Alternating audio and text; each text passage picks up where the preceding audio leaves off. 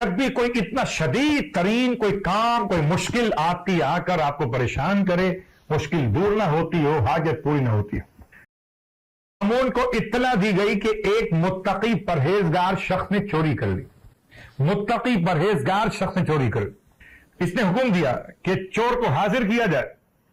گئے کارندے مامون کے اور مامون کے سامنے چور کو لے کر آ گئے۔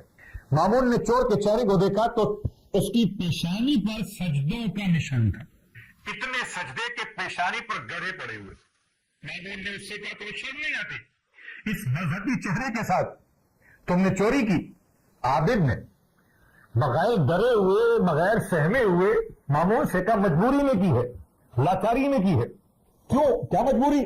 کہ کیونکہ میرا حق تو بیت المال اور خمس میں تھا، اسے تم نے روکے ہوئے رکھا، احتیاج سے مجبور ہو کر میں نے چوری کی۔ مامون نے اس متقی پرہیزگار شخص سے پوچھا کہ تم خمس اور بیت المال میں کیا رکھتے ہو، تمہارا کیا حق ہے اس کے اندر؟ عابد نے کہا کہ کیا تو نے خداوند عالم کی کتاب میں آیت نہیں پڑھی سورہ انفال کے اندر 10ویں پارے کی پہلی آیت، وَاعْلَمُوا أَنَّمَا غَنِمْتُم مِّن شَيْءٍ فَإِنَّ لِلَّهِ خُمُسَهُ وَلِلرَّسُولِ وَلِذِي الْقُرْبَى وَالْيَتَامَى وَالْمَسَاكِينِ وَابْنِ السَّبِيلِ۔ سورہ انفال اور اس کے بعد سورہ الحشر کی آیت نمبر 7 کو پڑھا، بیت المال اور خمس کا مسئلہ، وہ مقامات سے آیتیں پڑھی۔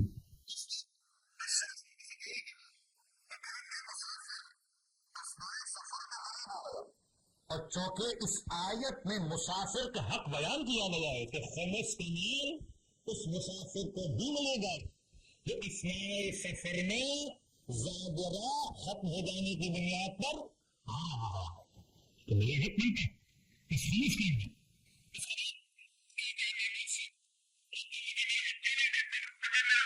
وطن چلا جاؤں گا۔ اللہ اکبر، تو میں حقدار بھی ہوں اور آیات سے واقف بھی ہوں۔ مامون نے تکبر کے ساتھ کہا اب تم الہی حد کے جاری ہونے کا انتظار کرو، تو اسلام نے چور کے بارے معین کر دی ہیں، ہم تمہاری بےہودہ باتوں کی بنا پر حدود الہی کے جاری کرنے سے نہیں اپنے آپ کو روک سکتے۔ دھمکی دی حق جاری کرنے کی، حق جاری کرنے کا مطلب ہاتھ کاٹ دو، یعنی ہماری فقہ کے لحاظ سے انگلیاں کاٹ دینا، برادران کے اعتبار سے ہاتھ کاٹ دینا۔ یہ عابد چوری کی ہے اور اپنا حق بیان کر رہا ہے قرآن کی آیتیں پڑھ کر کہ میرا مال تم نے روکا ہوا ہے بیت المال کے اندر، خمس کے اندر۔ اب اس کے بعد عابد نے جواب دی سب سے پہلے تم اپنے آپ سے شروع کرو۔ مجھے وہی جملہ یاد آیا جو آج کل پاکستان کے حکمرانوں نے اختیار کیا کہ اپنے آپ سے شروع کرو۔ عابد کہتا ہے کہ سب سے پہلے تم اپنے آپ سے شروع کرو، تم پہلے حدود الہی کے ذریعے سے پاک تو ہو جاؤ، پھر اوروں کو پاک کرنا۔ آپ کو اندازہ ہے کہ یہ مامون رشید کے لیے کتنا سخت مرحلہ تھا۔ درباری علماء تو ہاں میں ہاں ملانے والے، مامون نے دیکھا امام رضا علیہ السلام کی طرف، آپ کیا فرماتے ہیں؟ امام نے جواب میں ارشاد فرمایا اس کا کہنے کا مطلب یہ ہے کہ اس نے بھی چوری کی ہے اور تم نے بھی چوری کی ہے۔ مامون سے بھرے دربار میں علی کا لخت جگر، جس کا نام بھی علی، اس کی پہچان بھی بلندی، شجاعت کا عنوان، ارے جس کی ماں نجمہ ہو اس کا مطلب فارس القوم، کتنا بہادر ہوگا ایسی ماں کا لخت جگر۔ اللہ اکبر، یہ کہتا ہے کہ آپ نے بھی چوری کی ہے، اس نے بھی چوری کی ہے۔ مامون کو غصہ تو بہت آیا مگر امام سے کچھ کہا نہیں۔ عابد کی طرف رخ کر کے کہتا ہے خدا کی قسم میں چوری کے جرم میں تمہارے ہاتھ کاٹ دوں گا۔ عابد نے کہا کہ تو میرے ہاتھ کاٹے گا جبکہ تو میرا غلام اور بندہ ہے۔ عابد مامون سے کہتا ہے، اللہ اکبر۔ مامون نے بڑی برداشت کے ساتھ کہا افسوس ہو تم پر، میں تمہارا غلام کیسے ہو گیا؟ عابد نے کہا مامون سے کہ تیرے باپ نے مسلمانوں کے بیت المال کی رقم سے تیری ماں کو خریدا تھا، تو تیری ماں سارے مسلمانوں کی ملکیت قرار پاتی ہے، اس کی بنیاد پر تو اس ماں کا بیٹا ہے، تو سارے مسلمانوں کا غلام ہو گیا۔ اور اگر باقی سارے مسلمان اپنے اپنے حصے کا تجھے بخش بھی دیں، آزاد بھی کر دیں، میں نے تجھے آزاد نہیں کیا ہے۔ اللہ اکبر، عجیب کیفیت ہے، یہ بھی مسافر ہے اور یہ بھی اپنے لیے دربار مامون میں کھڑا ہوا حق بات کو بیان کر رہا ہے۔ اس کے بعد کہتا ہے یہ تو ایک بات تھی، دوسری بات سن لے مامون رشید، کہ یہ ایک شرعی حکم ہے کہ کوئی ناپاک چیز کو پاک کرنا ہو تو پاک چیز سے پاک کیا جاتا ہے۔ ایسا کیسے ہو سکتا ہے کہ کوئی ناپاک چیز کسی ناپاک چیز کو پاک کر دے؟ ایک ایسا شخص جس کی گردن پر حد جاری ہو، وہ دوسروں پر کیا حد جاری کرے گا؟ پہلے خود پر جاری تو کرے۔ کیا تم نے خدا کا فرمان نہیں سنا؟ أَتَأْمُرُ النَّاسَ بِالْبِرِّ وَتَنْسَوْنَ أَنفُسَكُمْ وَأَنْتُمْ تَتْلُونَ الْكِتَابَ أَفَلَا تَعْقِلُونَ۔ اس نے قرآن کی آیت پڑھی، کیا تو نے یہ فرمان نہیں سنا کہ خدا کہتا ہے کہ تم لوگوں کو اچھائی کا حکم دیتے ہو اور اپنے آپ کو بھول بیٹھے ہو، خود اچھائی نہیں کرتے۔ تم کس طرح سے انجام دیتے ہو؟ کتاب پڑھتے ہو مگر غور نہیں کرتے۔ معلوم اس عابد کی دلیل اور برہان والی گفتگو سے عاجز آ چکا تھا۔ اس نے رخ موڑا امام رضا علیہ السلام کی طرف اور کہنے لگا آپ کیا فرماتے ہیں اس کے بارے میں؟ امام نے سرکار ختم یہ مرتبہ صلی اللہ علیہ وآلہ وسلم کا فرمان پڑھا، قل فللہ الحجۃ البالغہ، یعنی امام نے اپنے جد کے فرمان کے اعتبار سے پیغام دیا کہ یہ تو ایک ایسی دلیل قائم کر چکا ہے کہ کوئی بہانہ باقی رہتا نہیں ہے۔ اور وہ دلیل یہ جنہیں ایک جاہل اور اپنی نادانی کی وجہ سے عمل کرتا ہے، جس طریقے سے ایک عالم اپنے علم کے ذریعے سے اس سے آگاہ ہو جاتا ہے، اور دنیا اور آخرت دونوں دلیلوں پر قائم ہیں۔ اس عالم محض نے بھی اپنے لیے حجت اور دلیل پیش کی ہے۔ اللہ اکبر، عجیب وقت تھا۔ اس وقت مامون نے عابد کو آزاد کرنے کا حکم تو دے دیا اور لوگوں سے منہ موڑ لیا، اور امام علیہ السلام سے ویسی باتیں کرنے لگا۔ اسی دوران مامون نے اپنا تمام بغض اور کینے سے کام لیتے ہوئے امام کو شہید کرنے کا ارادہ کیا تھا۔ ہویا کیفیت کیسی ہے کہ امام کی عطا پر ہم آج بات کر رہے ہیں۔ ایک عطا عطائے علم ہے، ایک عطا عطائے مال ہے۔ عطائے علم کے اعتبار سے ایک اور آپ کی خدمت میں تذکرہ مکمل کرو۔ امام رضا علیہ السلام کی بارگاہ مقدس میں کتاب کا حوالہ وسائل الشیعہ، جیسے کہ آغاز میں اشارہ کیا گیا تھا۔ امام کی خدمت میں دو مسافر پہنچے، دو مسافر، خراسان کا واقعہ۔ دونوں کی مسافرت اور مسافت برابر ہے۔ کیا مطلب؟ ایک ہی جگہ سے آئے ہیں اور ایک ہی انداز کا قیام ہے، یعنی 10 دن سے کم قیام کرنا ہے اور فاصلہ مسافت کا برابر ہے۔ اور دونوں نے آ کر امام سے مسئلہ نماز کا پوچھا، بولا آپ بتائیے ہمیں نماز کیسی پڑھنی چاہیے؟ یعنی کہ نماز قصر اور نماز تمام، نماز کامل اور نماز قصر۔ 4 رکعتی نماز کو حالت مسافرت میں مسافر کی ذمہ داری کہ مسافت شرعی کے بعد اگر قیام عشرہ نہ ہو تو اپنی نماز 4 رکعتی نماز کو 2 رکعتی نماز عنوان قصر کے ساتھ مکمل کر۔ ابھی سوال کر رہے ہیں امام سے دونوں کہ مولا آپ بتائیے ہماری نماز پوری پڑھنی ہے یا قصر پڑھنی ہے؟ امام نے دونوں میں سے ایک کو بتایا کہ تم نے نماز پوری پڑھنی ہے اور تم نے نماز قصر پڑھنی ہے۔ دوسرے سے فرمایا، دونوں حیران ہوئے، ایک دوسرے کا چہرہ دیکھا، آئے بھی ایک جگہ سے ہیں، قیام بھی ایک جیسا ہے، اگر مسافر ہیں تو دونوں مسافر، اور اگر مقیم ہیں تو دونوں مقیم ہیں. یہ امام نے فرق کیوں فرمایا کہ تم میں سے ایک نماز پوری پڑھے گا اور ایک نماز قصر پڑھے گا؟ تو اب امام کا جواب سنیے. ارشاد فرمایا کہ اس شخص کے بارے میں جس کو فرمایا تھا مولا نے کہ تمہاری نماز پوری ہوگی کہ تم نے ارادہ کیا ہے بادشاہ سے ملاقات کا، اور چونکہ بادشاہ ظالم ہے تو ظالم سے ملاقات کے لیے اگر سفر کا ارادہ کیا جائے تو نماز قصر نہیں ہوتی، کیونکہ ظالم سے ملاقات کا ارادہ بھی ظلم ہے. اللہ اکبر. تو سے مجھے وہ جملہ یاد آ رہا ہے آپ کے والد بزرگوار امام موسی کاظم علیہ السلام کا واقعہ. جبکہ امام علیہ السلام کا چاہنے والا جمال، اونٹوں کا ساربان صفان، اس نے اونٹ کرائے پر دیے تھے ہارون رشید کو. جب امام کے پاس آیا، ہارون گیا حج کے لیے اور اس نے اونٹ کرائے پہ لیے حج پہ جانے کے لیے. یہ امام کے پاس پہنچا، امام نے سوال کیا کہ تمہارے اونٹ کا مولا سب کرائے پہ دیے ہوئے؟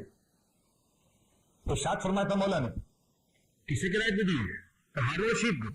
ہمیں کرایہ مل گیا. کرایہ تو آگے دے گا. کرایہ چونکہ آگے دے گا تو تم تو دعا کرتے رہو گے خیریت سے واپس آ جائے. ہارون رشید حج کر کے خیریت سے واپس آ جائے تاکہ تمہیں تمہارا کرایہ مل جائے. ہمارا سے مطلب بات تو صحیح. فرمایا ظالم کے لیے سلامتی یہ دعا مانگنا خود اس کے ساتھ ظلم میں شریک ہونے کے برابر ہے. اللہ اکبر. جیسے امام کا پیغام سنا، ابھی ووٹ گئے نہیں تھے، صرف معاملات تو ہوئے تھے.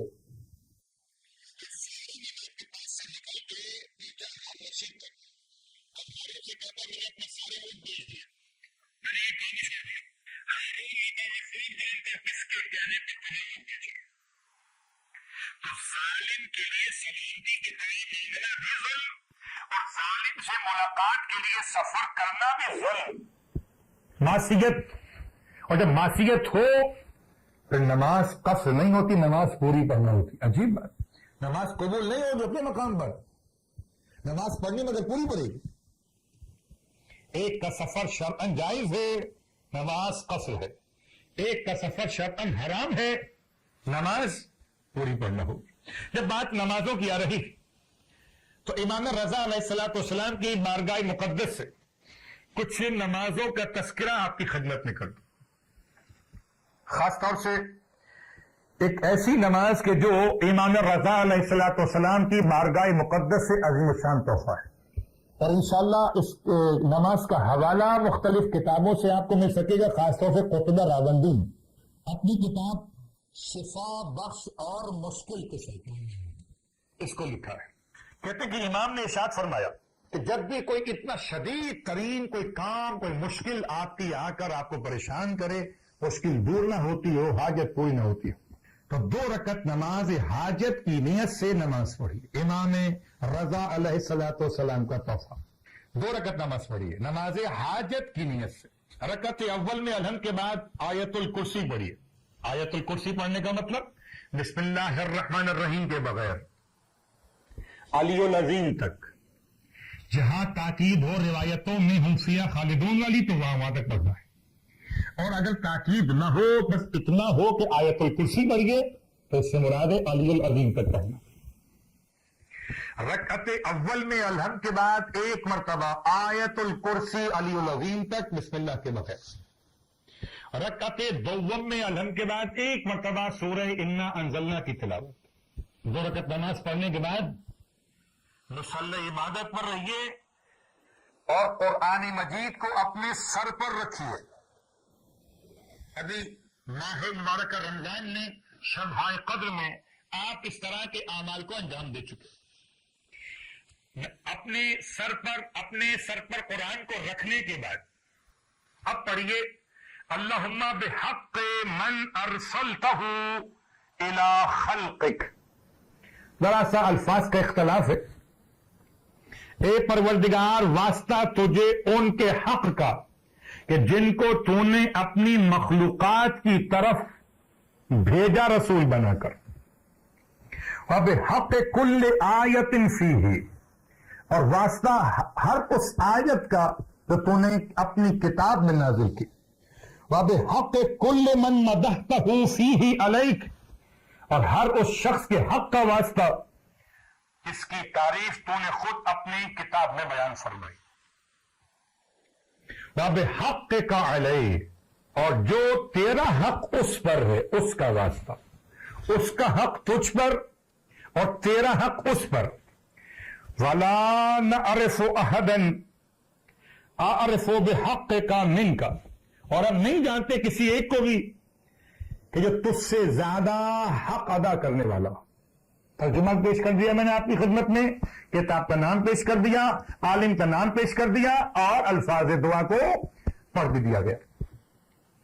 اس کے بعد 10 مرتبہ سیدی یا اللہ، 10 مرتبہ بحق محمد صلی اللہ علیہ وسلم، 10 مرتبہ بحق علی، بحق فاطمہ، بحق الحسن، بحق الحسین، بحق علی ابن الحسین الى آخر اسم گرامی امام زمان، بحق الحجہ علیہ الصلوۃ والسلام۔ ہر ایک نام کو 10 مرتبہ پڑھنا ہے۔ کل نام ہو گئے 14 واسمین اور ایک اللہ کا نام۔ اللہ کے نام کے ساتھ یا سیدی یا اللہ، یا سیدی یا اللہ، یا سیدی یا اللہ۔ باقی تمام ائمہ معصومین اہل بیت کے ناموں کے ساتھ بحق بحق بحق، یہاں تک کہ 14واں نام امام زمانہ علیہ الصلوۃ والسلام۔ انہیں فرماتے اگر کوئی اس طرح سے اپنی حاجت کو خدا کی بارگاہ میں پیش کرے گا تو پروردگار عالم اس کی حاجت کو پورا فرمائے۔ یہ ایک نماز امام رضا علیہ الصلوۃ والسلام کی بارگاہ مقدس، اور آپ کی خدمت میں امام کی بارگاہ مقدس سے ایک چھوٹا سا عمل اور اپنی خدمت میں عرض کر رہا ہوں کہ یہ عمل ایسا ہے کہ جو واقعی بڑا مجرب ترین عمل ہے۔ امام رضا علیہ الصلوۃ والسلام کا مخصوص درود ہے، اس درود کے الفاظ میں ادا کر رہا ہوں، یہ آپ کو مفاقی کے اندر باب زیارات میں امام رضا علیہ السلام کی زیارات کے ذیل میں مل جائے گا۔ اللہم صلی علی علی بن موسیٰ الرضا المرتضی الامام التقی النقی وحجتک علی من فوق الارض ومن تحت الثری الصدیق الشہید صلاة کثیرة تامتن ذاکیتن متواصلتن متواترتن مترادفتن کافضل ما صلیت علی احد من اولیائک۔ کہنے کو تو یہ ایک طویل سا جملہ آپ نے سماعت فرمایا، لیکن اگر آپ اسے بار بار پڑھیں گے تو زبانی یاد ہو جائے گا۔ اے خدا درود نازل فرما علی ابن موسیٰ پر، الرضا، الامام، التقی، النقی، یہ تمام صفات مولا کی، اور حجت علی من فوق الارض، اور اس کے لیے تیری حجت جو زمین کے اوپر رہتے، ومن تحت الثری، جو زمین کے نیچے رہتے ہیں ان کے لیے بھی یہ حجت، الصدیق، سچے، الشہید، صلاۃً کثیرۃً، ایسا درود جو بہت زیادہ ہو، مکمل ہو، متواتر ہو، بڑھنے والا ہو، ایک پے در پہ واقع ہوا ہو، ایسا درود جو تو نے اپنے کسی بھی ایک ولی پر نازل فرمایا، کہ افضل ما صلیت علی احد من اولیاء۔ یہ درود تلاوت کرنا ہے آپ کو 110 مرتبہ روزانہ 40 دن تک، اپنی حاجت روائی کے لیے، دسترخوان امام رضا علیہ الصلوۃ والسلام۔